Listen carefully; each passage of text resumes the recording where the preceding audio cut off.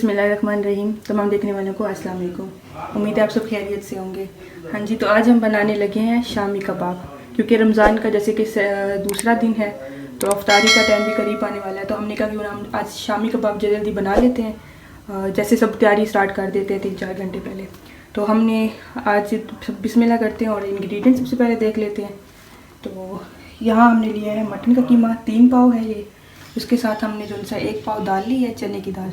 और उसके साथ हमने 2 अदद छोटे प्याज लिए हैं और इस तरह से कट कर लिए हैं। साथ हमने 3 अदद दरमियानी टमाटर और 7-8 मिर्चें ली हैं, इस तरह से कट कर लिए हैं।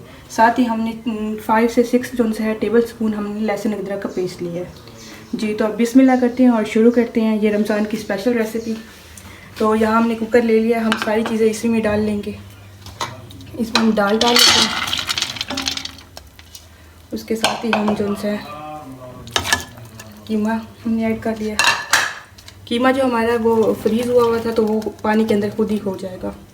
प्याज हमने ऐड कर लिए हैं, साथ ही हम टमाटर मिर्चें हर चीज़ इसके अंदर आपने डाल लेनी है। साथ में ये लहसुन अदरक का पेस्ट भी हमने ऐड कर लिया। अब हम स्पाइसेस जो से इसमें ऐड कर लेंगे। कुटी हुई लाल मिर्च डाल रहे हैं, ये घर की बनी हुई कुटी हुई लाल मिर्च है, तो ये काफ़ी तीखी और मज़ेदार है, तो वो डाल दी हमने ये। उसके साथ ही हम जो है 1 चम्मच डालेंगे हल्दी का, और साथ ही जो से है हम चिली फ्लेक्स ऐड करेंगे। चिली फ्लेक्स हम डालेंगे 3 चम्मच। ये स्पून आप देख सकते हैं, ये वाला है।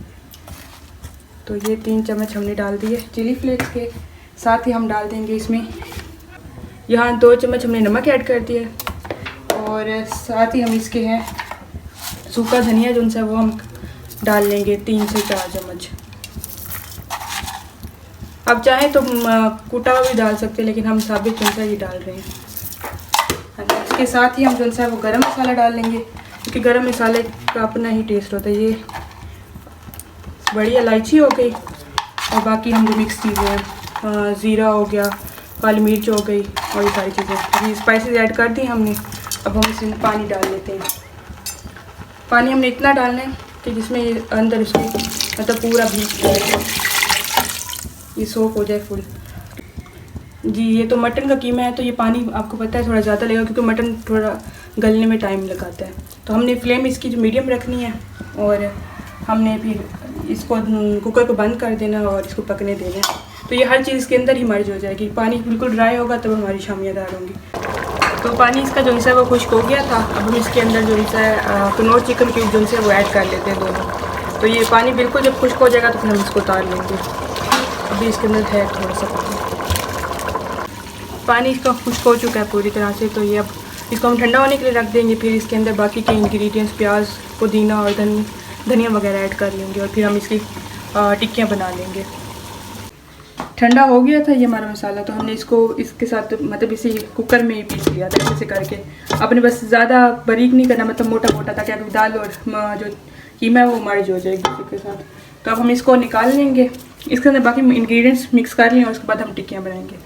तो यहाँ पर हमने लिए हैं ये कटे हुए 1 प्याज है, साथ हमने धनिया लिया है, साथ ही हमने पुदीना कुछ लिया, और साथ ही हमने 3 से 4 अदद कटी हुई ग्रीन मिर्च लेनी है। अब सारी चीज़ हम इसके अंदर मिक्स कर देंगे, और एक इसका अच्छा सा हम बना देंगे मसाले को, और उसके बाद हम इसकी पेड़ियाँ बनाएंगे।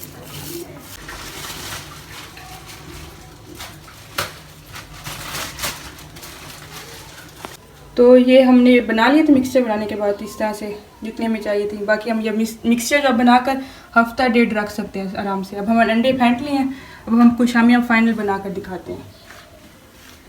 अंडे जो फेंटे थे उसके अंदर आपने इस तरह से डिप करके दोनों साइड से, फिर आपने मतलब हमने यहाँ पर ऑयल गर्म कर लिया था, उसमें आपने डाल लेने। ऑयल ज़्यादा ही डालना, क्योंकि फिर ये अपने अंदर जल्द कर लेते हैं, फिर अच्छी नहीं लगती, थोड़ी ये इस तरह खस्ता खस्ता बनती है। तो अपने इस तरह 4 अब इसके अंदर हमने डाल लेंगे ऐसे। तो बस